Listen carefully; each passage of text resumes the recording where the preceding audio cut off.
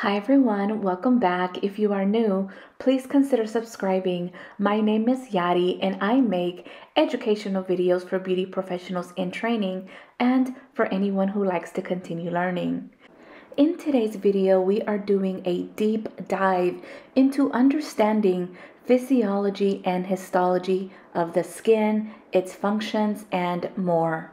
Yes, it'll be a long video, but if you really want to understand how the skin works, I am inviting you to stay until the very end. If you find the information helpful, don't forget to give it a thumbs up, share it with a friend, send it over to someone who you may believe could find the information helpful. Now let's get started. Let's take it back to basics. Histology is also known as the microscopic anatomy, the study of the structure and composition of tissue.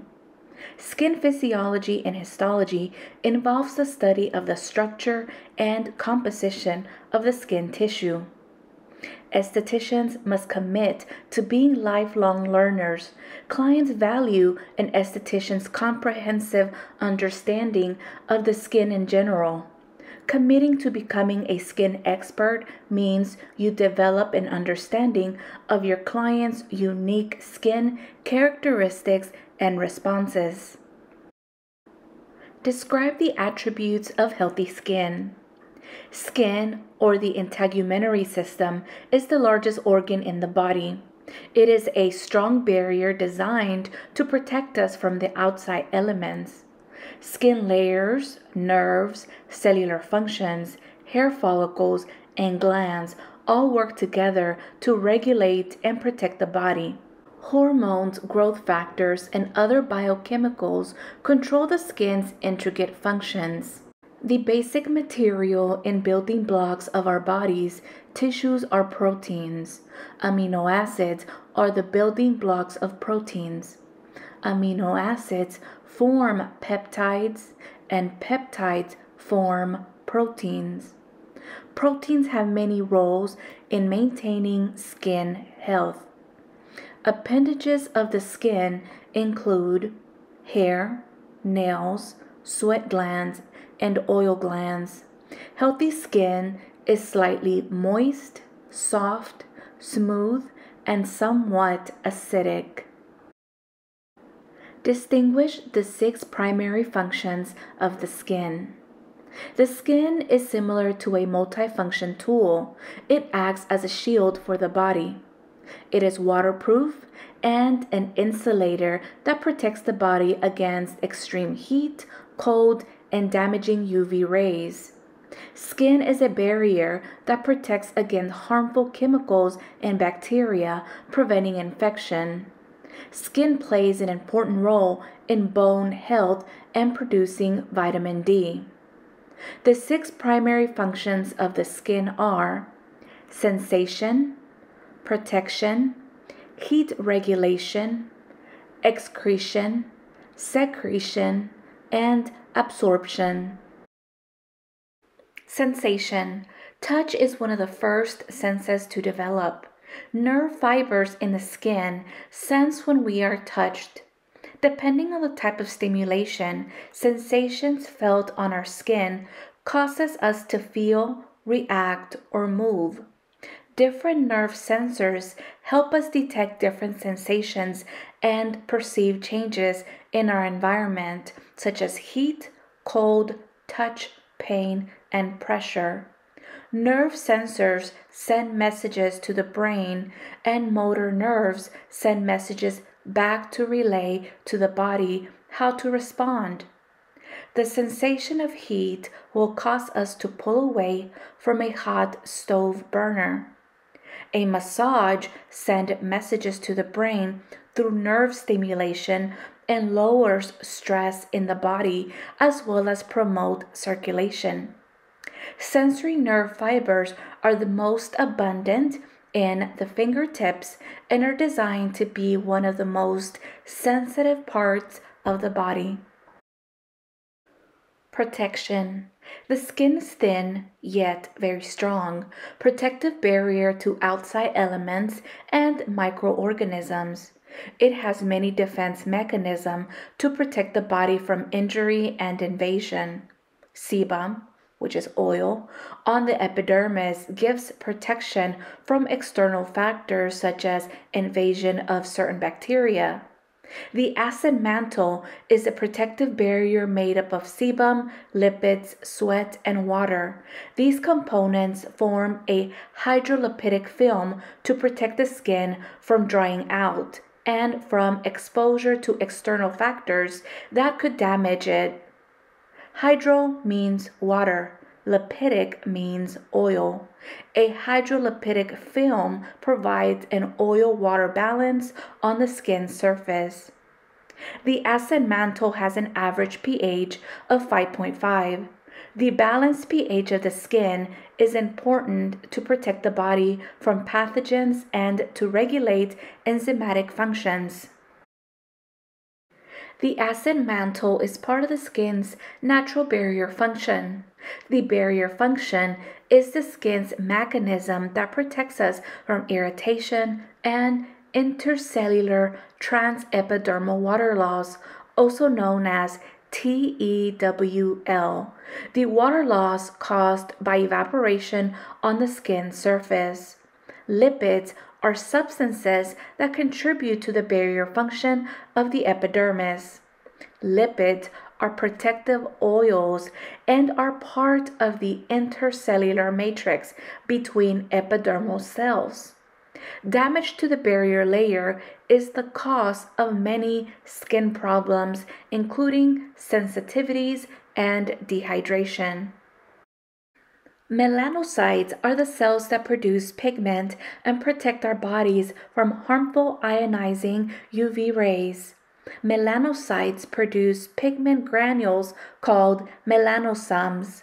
Melanosomes produce a protein called melanin. Melanin travels from the deeper basal cell layers of the stratum germinativum to the surface through finger-like projections called dendrites, acting as an umbrella to shield the skin from the negative effects of the sun and indoor tanning.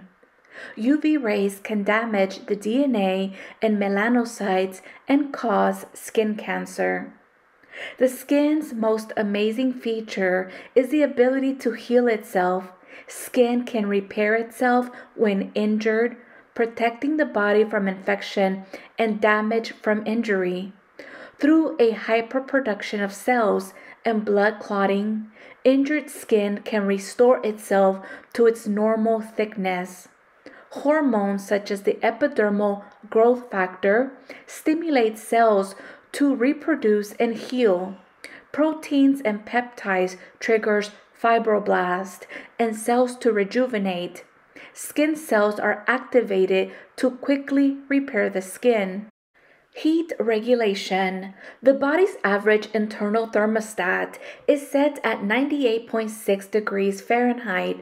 When the outside temperature changes, the skin automatically adjusts to warm or cool the body as necessary. The body maintains thermal regulation through evaporation, perspiration, radiation, and insulation. Millions of sweat glands release the heat from the body through perspiration to keep us from overheating. We then cool ourselves through evaporation on the skin surface.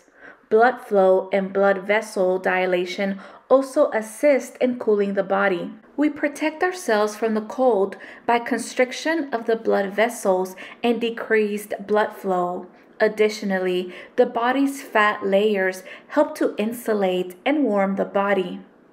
Hair follicles also help regulate body temperature and protect from heat loss.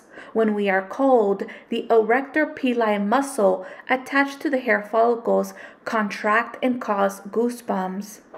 This reaction is thought to warm the skin by the air pockets that are created under the hairs that stand up when the muscles contracts. Shivering is also an automatic response to cold and a way to warm up the body. Excretion. The sudoriferous glands, also known as the sweat glands, excrete perspiration.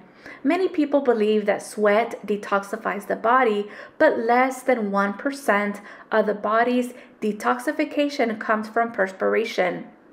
Sudoriferous glands serve to prevent the body from overheating. The liver and kidneys do the detox work. Heavy sweating can cause the loss of fluids, dehydration, and the loss of the mineral balance needed to keep the body functioning optimally. Sweat, just like sebum, is also part of the acid mantle. Secretion. Sebum is an oily substance that protects the surface of the skin and lubricates both the skin and hair. Sebaceous glands, also known as oil glands, are appendages attached to the follicles that produce sebum. These oils help keep the skin soft and protect it from outside elements. The skin is approximately 50 to 70% water. Sebum coating the surface of the skin slows down the evaporation of water, also known as transepidermal water loss, and helps maintain appropriate water levels in the cells. Emotional stress and hormone imbalance can stimulate oil glands to increase the flow of sebum, which can lead to skin problems such as acneic breakouts. Wondering how products get into the skin? Listen up. Absorption. Absorption of chemicals, hormones, moisture, and oxygen is necessary for our skin's health. Vitamin D is also synthesized and produced in the skin upon exposure to the sun. The skin selectively absorbs topical products, serums, and creams through the cells, hair follicles, and the sebaceous glands. While absorption is limited, some ingredients with a smaller molecular size can penetrate the skin. The penetration ability of the ingredients is determined by the size of the molecule and other characteristics of the product.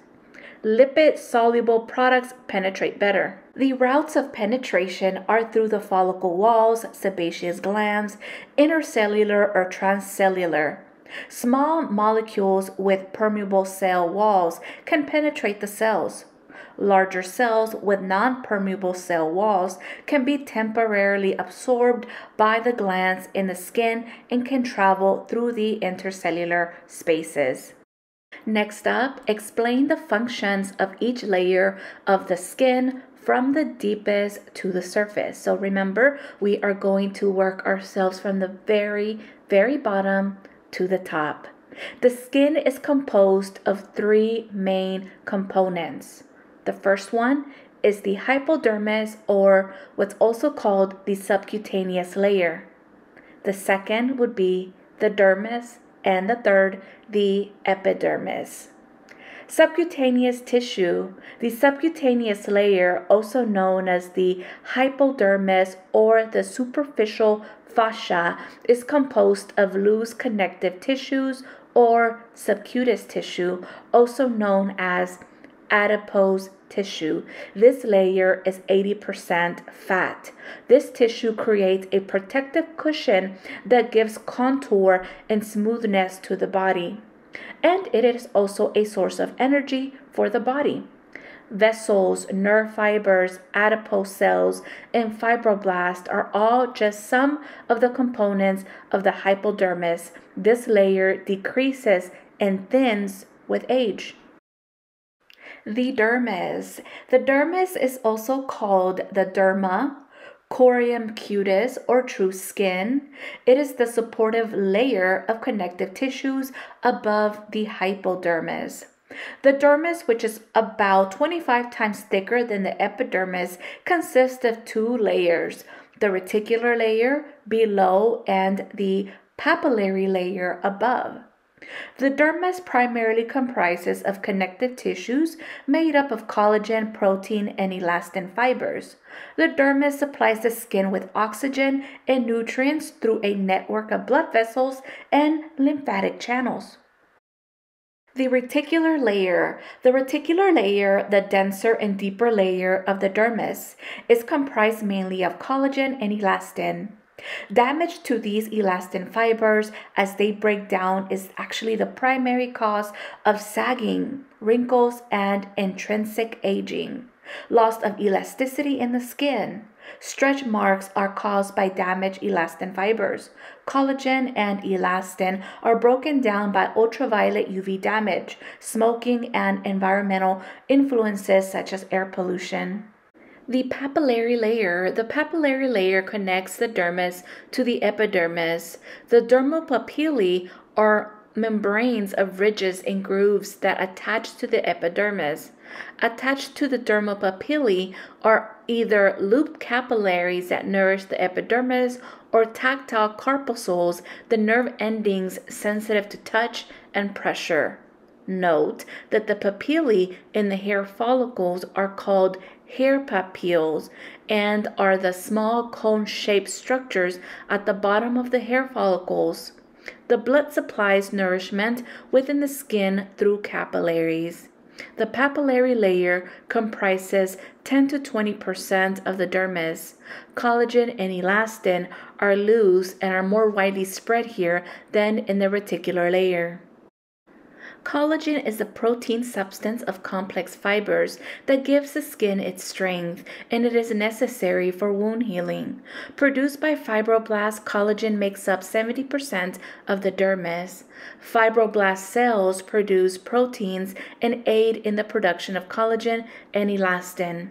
In contrast, elastin makes up a small percentage of the dermis. There's approximately 1/15 the amount of elastin compared to the amount of collagen. Elastin is the fibrous protein that forms elastic tissue and gives skin its elasticity. Glycosaminoglycans are large protein molecules and water-binding substances found between the fibers of the dermis. GAGs are polysaccharides, that is, protein and sugar complex. Glycosaminoglycans work to maintain and support collagen and elastin in the cellular spaces, keeping protein fibers in balance. They also help collagen and elastin retain moisture. They interact with copper peptides in our system of cellular repair. A healthy fluid intake is essential to keep the GAGs functioning properly. Beneficial hydrating fluids such as hyaluronic acid are part of the dermal substance. Hyaluronic acid is a GAG. Ingredients that duplicate these natural intercellular fluids are important in aesthetic and skincare products. Blood and lymph vessels, capillaries, follicles, sebaceous glands, sudoriferous glands, sensory nerves, additional receptors, and the erector pili muscle are all located in the dermis. Lymph vessels remove waste products, bacteria, and excess fluid. Fibroblasts, which are cell stimulators, lymphocytes, which are infection fighters, Langerhans cells, which are guard cells, mast cells, which are usually involved in allergic reactions, and leukocytes, which are white blood cells to fight infection, are all found in the dermis. Now let's discuss the dermal-epidermal junction.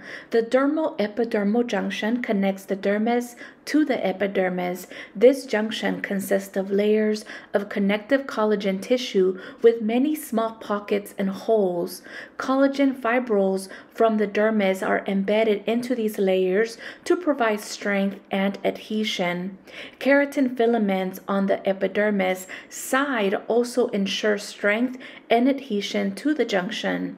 Some states define the esthetician scope of practice as not beyond the DEJ, meaning the esthetician cannot treat the skin beyond the epidermis.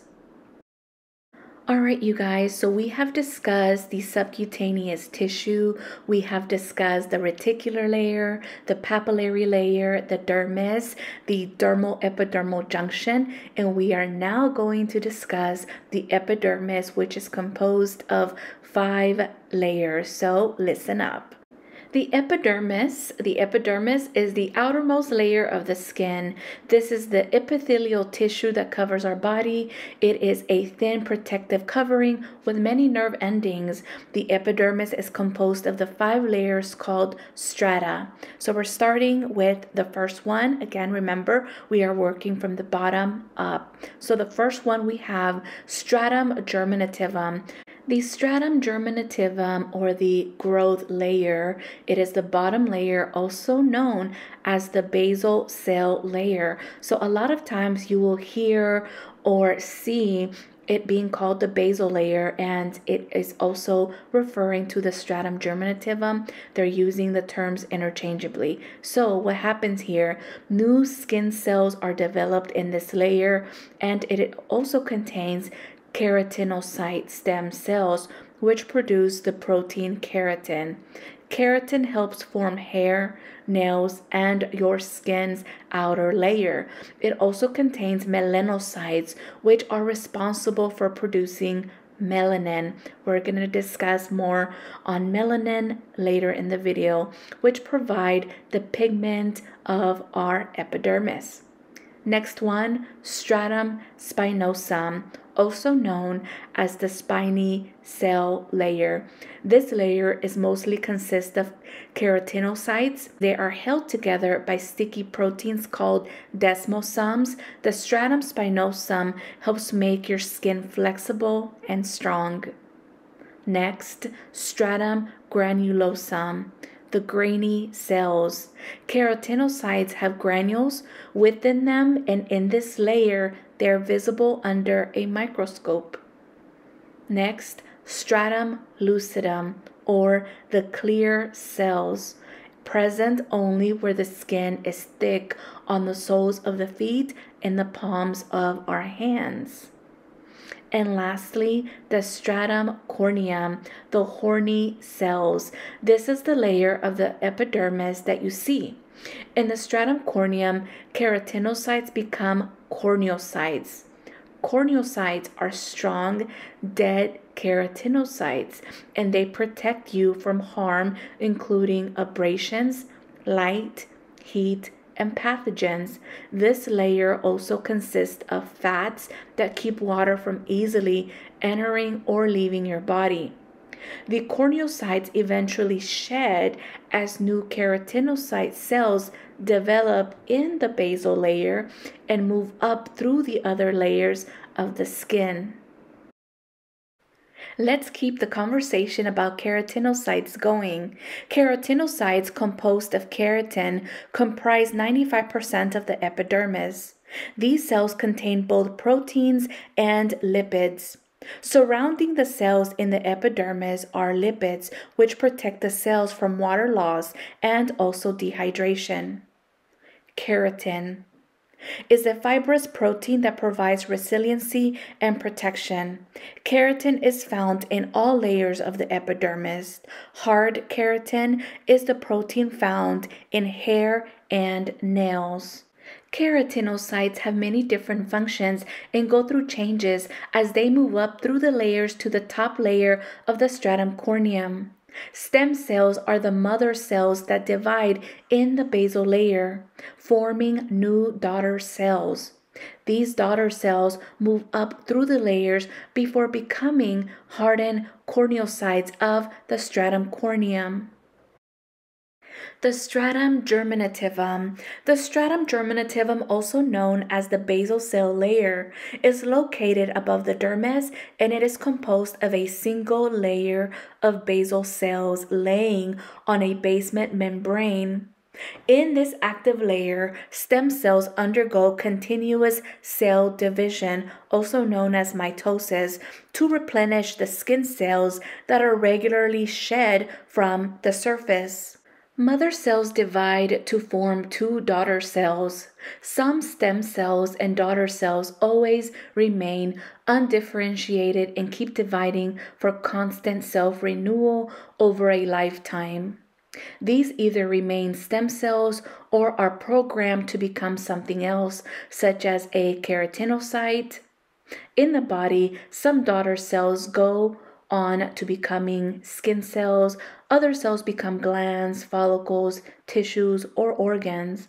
Daughter cells that are not able to divide anymore have the capability to program themselves to end up as one specific type of cell.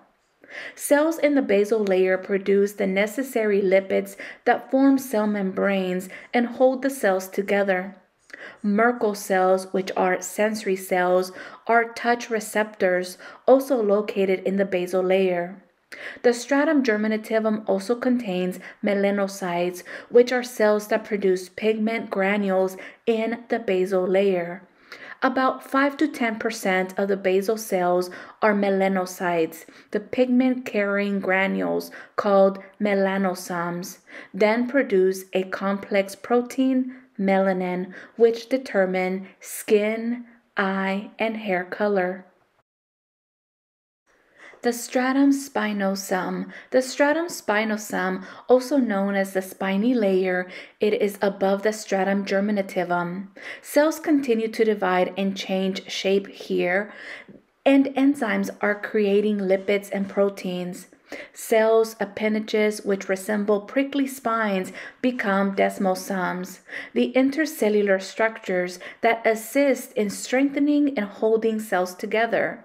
Desmosomes are keratin filaments, the protein bonds that create the junction between the cells.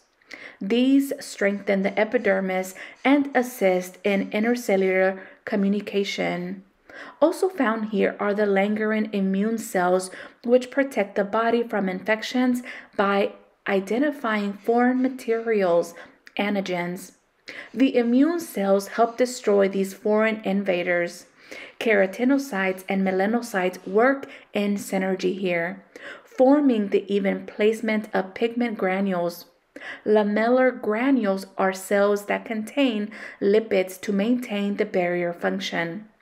The spinosome is the largest layer of the epidermis.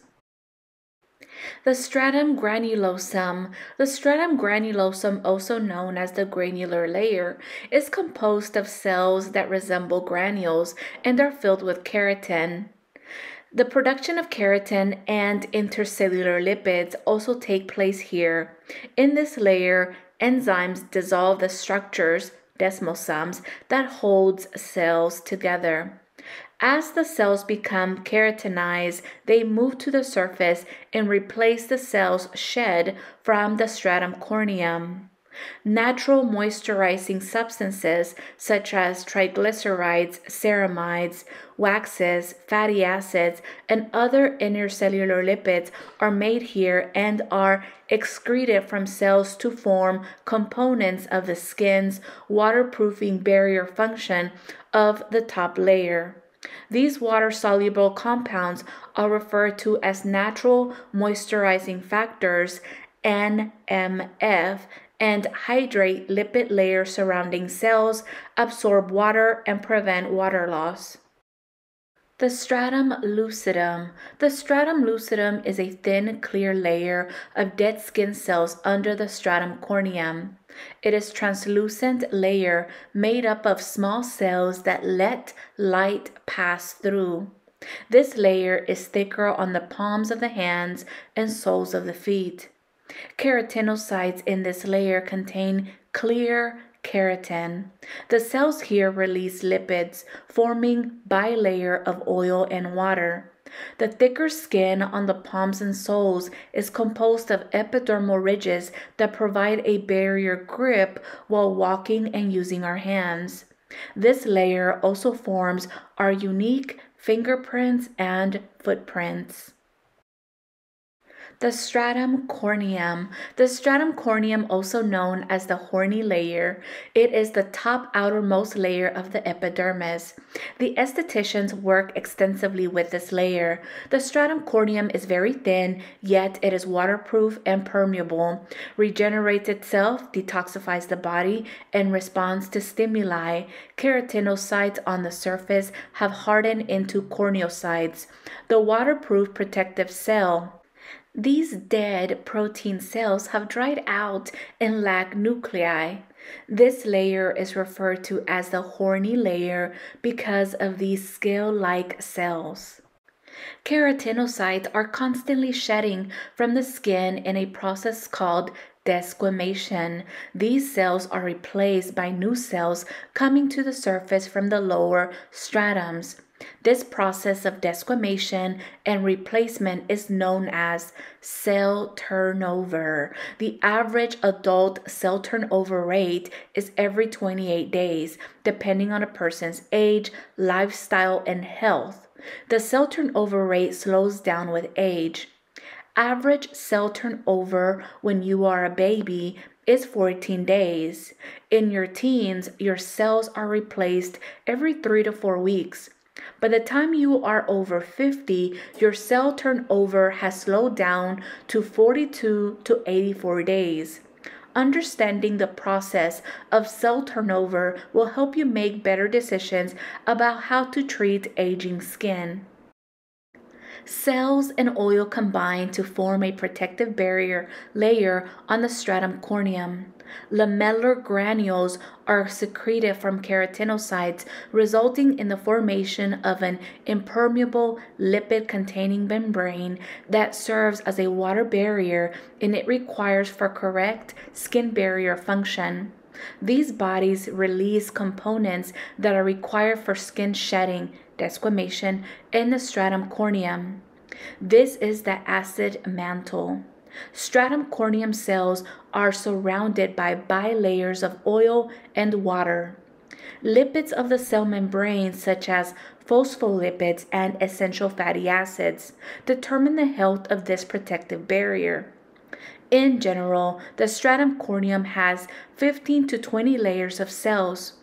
The stratum corneum has a thickness between 0.01 and 0.04 millimeters.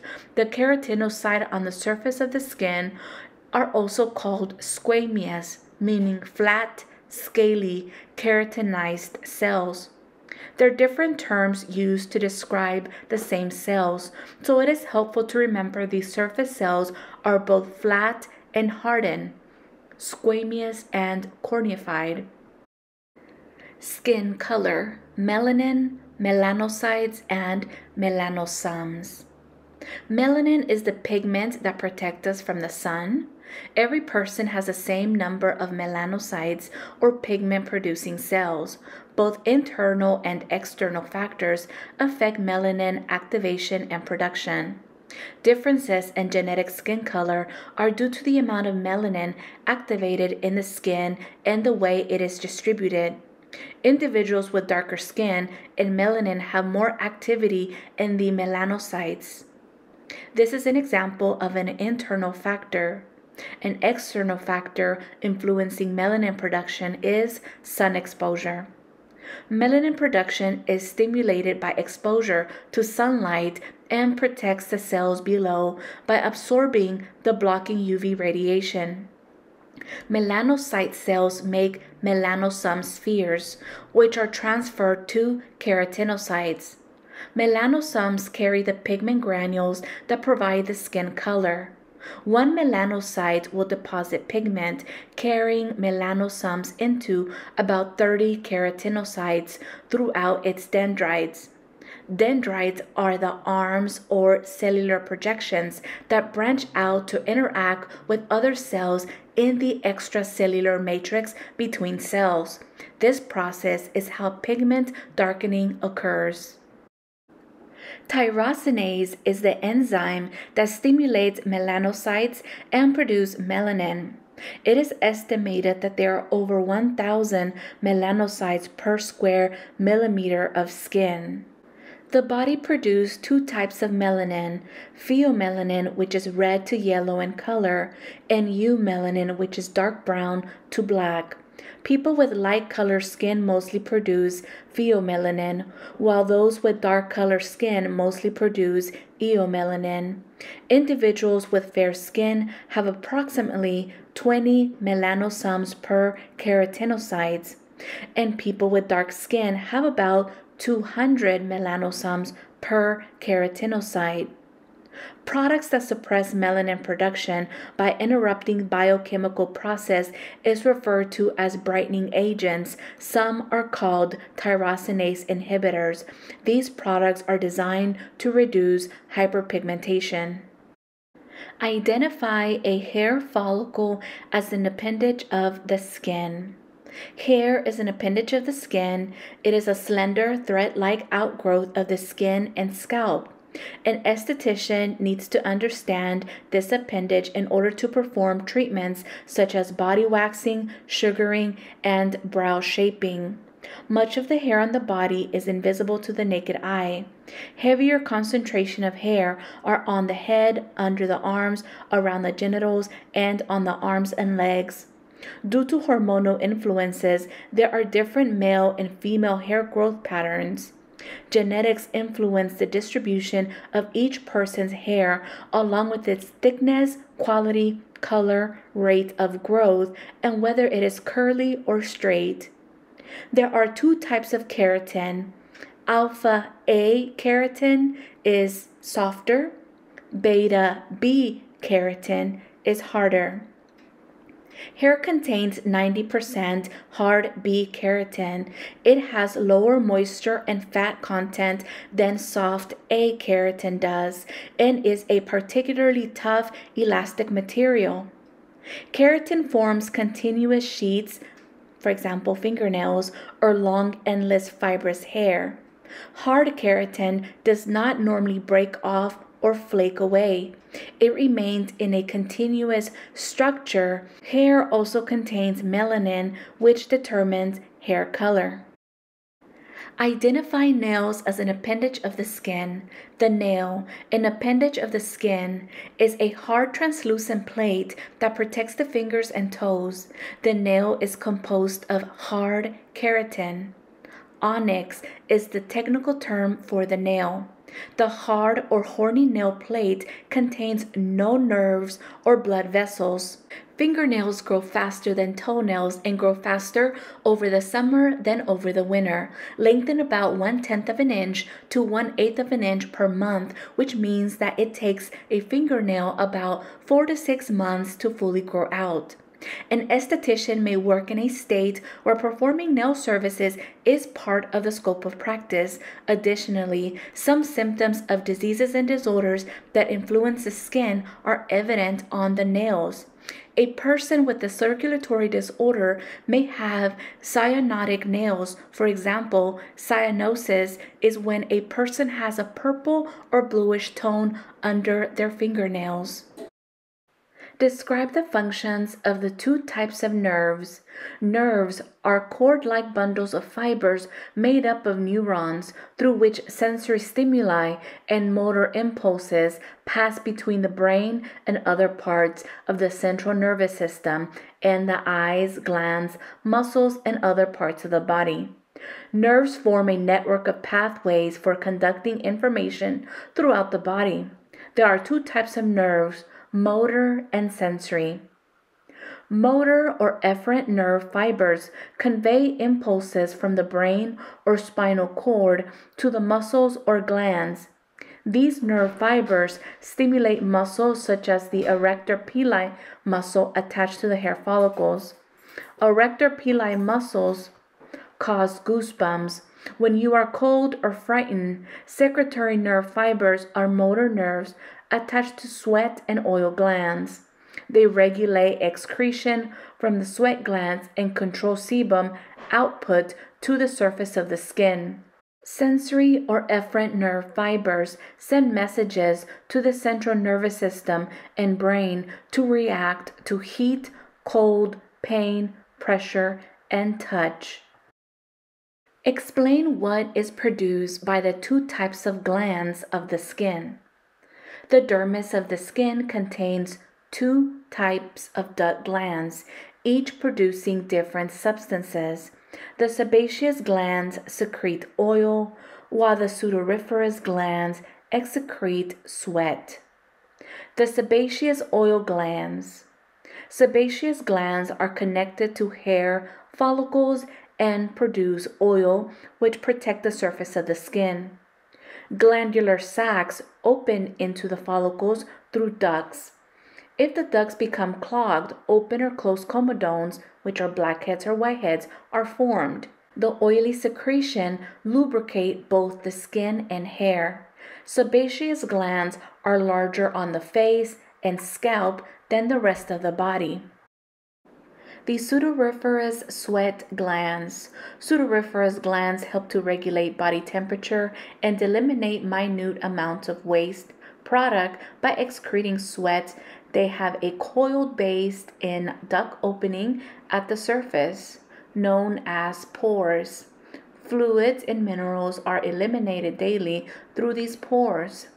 Excess fluid loss can result in the loss of electrolytes, which may lead to dehydration in the body. The excretion of sweat is controlled by the nervous system. There are two kinds of sweat glands, apocrine and eccrine glands. The apocrine glands are coiled structures attached to the hair follicles found under the arm and in the genital area. Their secretions are released through the oil glands. Apocrine function is sensitive to adrenaline, so sweating can occur during times of anxiety, stress, fear, sexual arousal, and pain. Odor associated with these glands are due to the interaction of the secretions and bacteria on the surface of the skin.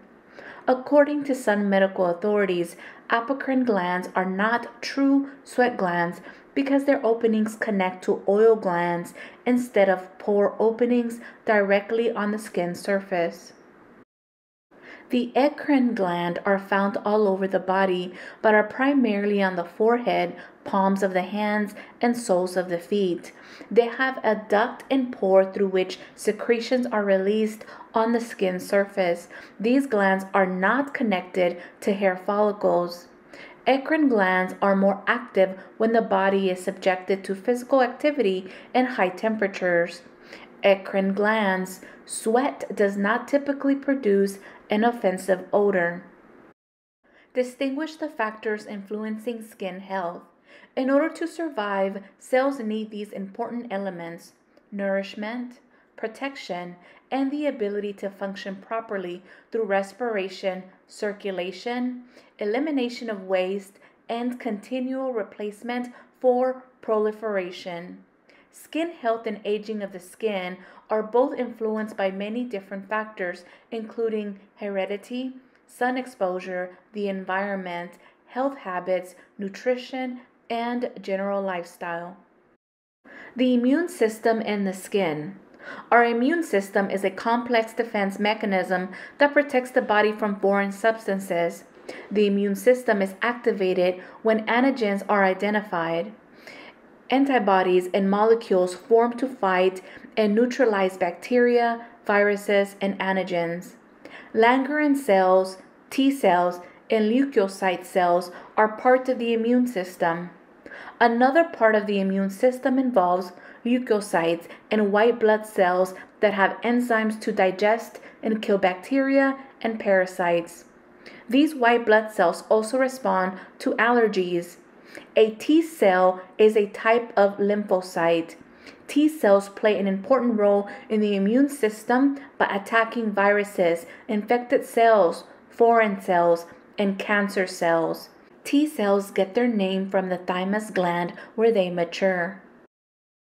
Skin nourishment. Blood and lymph are the fluids that nourish the skin. Network of arteries and lymphatics send essential materials for growth and repair throughout the body. Water, vitamins, minerals, and other nutrients are all important for skin health. Blood supplies nutrients and oxygen to the skin. Nutrients are molecules from food such as proteins, carbohydrates, and fats. Topical products with small molecules can nourish the epidermis. Cell protection. The health of skin cells depends on the cellular membrane and the water-holding capacity of the stratum corneum.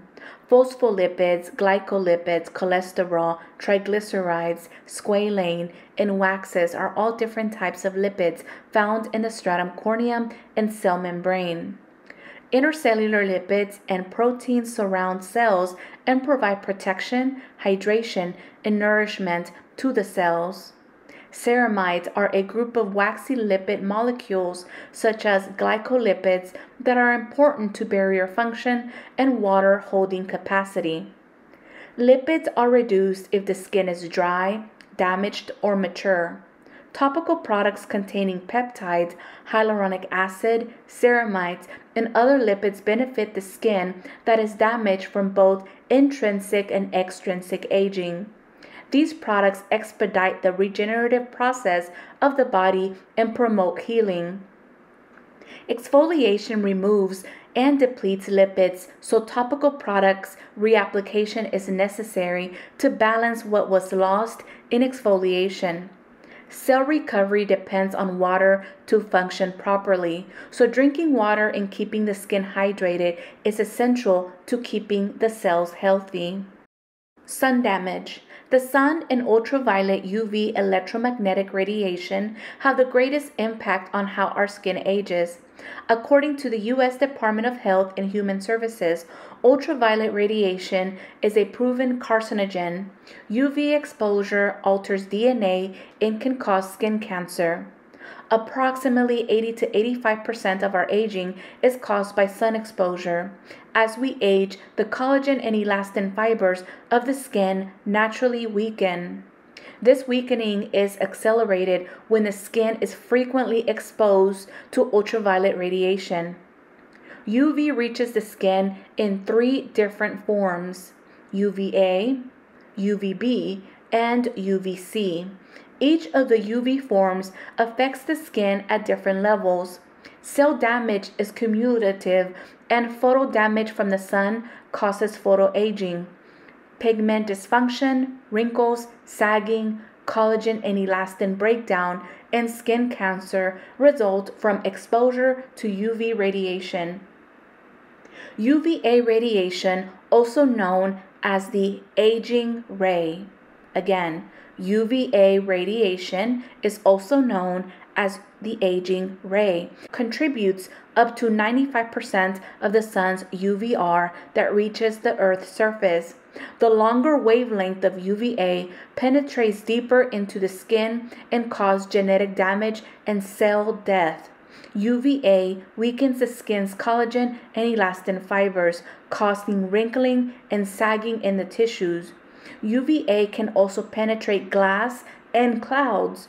UVA is present all year and more prevalent than UVB.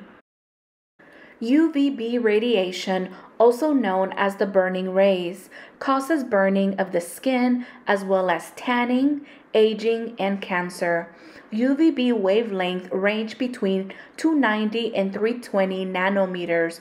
Although UVB penetration is shorter and not as deep as UVA, these wavelengths are stronger and more damaging to the skin and can damage the eyes as well. On a positive note, UVB radiation contributes to the body's synthesis of vitamin D and other important minerals. UVC radiation has more energy than UVA or UVB. It reacts with the ozone high in our atmosphere and from human-made sources such as welding torches and UV sanitizing bulbs that kill bacteria and other germs. Free radical damage. All cells in our body like to be in a state of homeostasis, from individual body systems to microscopic cells. Molecules are in balance when electrons are paired. Molecules may lose an electron due to damage from UV rays, the environment, poor nutrition, unhealthy lifestyle, or injury. Inflammation creates free radicals. Free radicals speed the aging process and create an unhealthy state. Free radicals have an unbalanced electrical charge. They are unstable, and a chain reaction of cellular destruction begins as they start to steal electrons from other molecules to try to put themselves back into a state of balance. These free radicals are reactive oxidants searching the body for other electrons that will allow them to become stable, neutral molecules again. Free radicals take electrons from compounds in the body such as proteins, lipids, and DNA. This process destabilizes and oxidizes the once healthy molecules and create more free radicals. Free radicals are superoxidizers that not only cause an oxidation reaction but also produce new free radicals in the process. The prevention of free radical formation is a critical process and a complex task that is necessary for cells to survive. Antioxidants are components that have an extra electron. Antioxidants are vital to neutralize this chain reaction by donating their electrons to stabilize the free radicals. Electrons, proteins, enzymes, vitamins, and metabolites are all antioxidants. Skin cells have built-in antioxidants to protect against sun damage, but their ability to protect cells deteriorates with sun exposure. The melanin pigment produced by tanning darkens the skin and absorbs UV radiation to help keep cells below from being damaged. Skin health and the environment. While the sun may play the predominant role in how the skin ages, changes in our environment also greatly influence this aging process. Pollutants in the air from factories, car exhaust, and even secondhand smoke can all influence the appearance and the overall health of our skin. While these pollutants affect the surface appearance of our skin, they can also change the health of the underlying cells and tissues, speeding up the aging process. Climate, humidity levels, and other environmental factors also affect the skin. Routine cleansing at night helps to remove the buildup of pollutants that have settled on the skin's surface throughout the day. Applying daily moisturizers, antioxidants, growth factor serums, peptides, sunscreen, and even foundation products help to protect the skin from airborne pollutants and the environment. Skin health and lifestyle choices. What we choose to put into our bodies significantly affect our overall health. The impact of poor choices can be seen mostly visibly on the skin. Smoking, drinking, drugs, and the unbalanced diet with heavily processed foods are greatly influence the aging process. It is the esthetician's responsibility to be aware of how these habits affect the skin, and during consultation to stress the benefits of good nutrition, exercise, balanced lifestyle, and stress reduction. Smoking and tobacco use not only may cause cancer, but are linked to the premature aging and wrinkling of the skin. Nicotine in tobacco causes contractions and weakening of the blood vessels and small capillaries that supply blood to the tissues, causing decreased circulation. Eventually, the tissues are deprived of essential oxygen and the skin surface may appear yellowish or gray in color and can look dull. Lack of oxygen and nutrients accelerates skin aging. Glycation. Recent research indicates that an intrinsic part of the aging process involves damaged structures and tissues that gradually accumulate in the body through a destructive process called glycation, which is caused by an elevation in blood sugar. Glycation is the binding of a protein molecule to a glucose molecule, resulting in the formation of damaged, non-functioning structures known as advanced glycation and products. Glycation alters protein structures and decreases biological activity. For example, glycation contributes to the aging of the skin, contributing to wrinkles and hyperpigmentation. Scientists have established that anything that causes a rise in our blood sugar results in inflammation on a cellular level. When blood sugar goes up rapidly and continually, the sugar can actually attach to the collagen in the skin, making our skin stiff and inflexible. This is glycation. When collagen is cross-linked by sugar, it leads to stiff and sagging skin. Aging skin and hormones. As we age, our skin changes significantly. This is partially because of the shift in hormone balance. Hormones are the internal messengers from most of the body system and are significant internal factors in the skin's appearance, strength, and health. Estrogen, which is present in both men and women, but is predominant in women, is a crucial hormone for good health and the appearance of the skin. Estrogen is an anti-inflammatory and antioxidant and a key factor in tissue repair. The hormone is also responsible for maintaining health in several areas such as coordination, balance, skin, moisture, vision, bones, and the nervous system. Estrogen has even been linked to memory and emotions. Women's skin is continually in a state of change due to hormonal changes in the reproductive and endocrine system. From puberty to pregnancy to the postpartum period to premenopause and to menopause, estrogen levels fluctuates. This affects the skin's protective barrier epithelial, which is the external covering tissue, and dermis. As skin ages, capillaries and other vascular walls begin to weaken. Lipids are reduced and the lymphatic system is less efficient. Glands slow down and there are fewer fibroblasts affecting cells, collagen, and elastin. As estrogen is depleted, skin begins to lose its tone. Reduced Glycosaminoglycan means less moisture in the tissue. Keratinocytes are reduced, melanocytes are reduced, and cellular exchanges are reduced. Testosterone levels become dominant and estrogen decreases, which can increase sebum production, pore size, and hair growth on the face.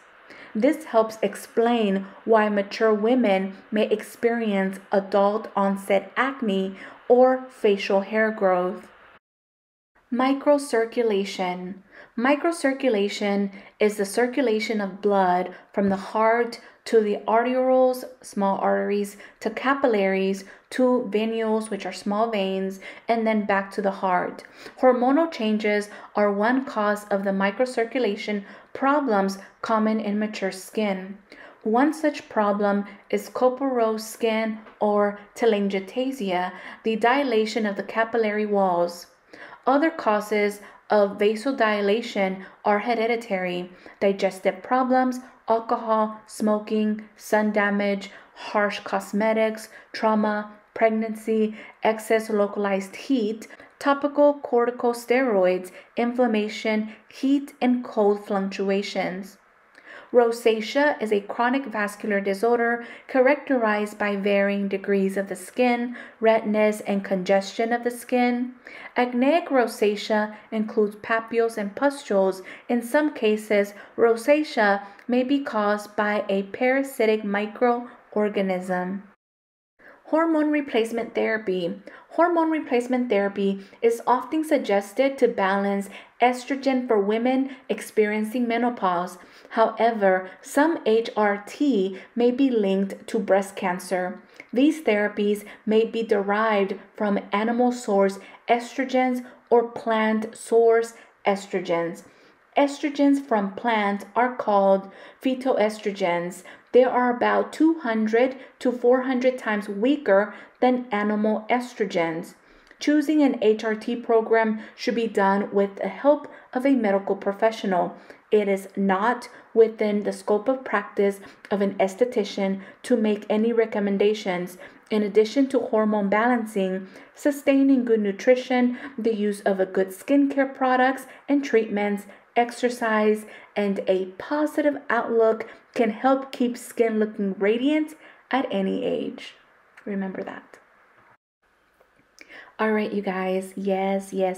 I know that was a lot of information, but guess what? It's here for you to come back and review as many times. Take notes if needed. I hope you found all of this helpful. If you did, again, don't forget to give it a thumbs up. Let me know in the comments down below if you made it to the very end. As always, thank you so much for all your continued support. You guys, let's keep going. Hey, let's keep growing, and I'll see you on the next one. Bye, guys.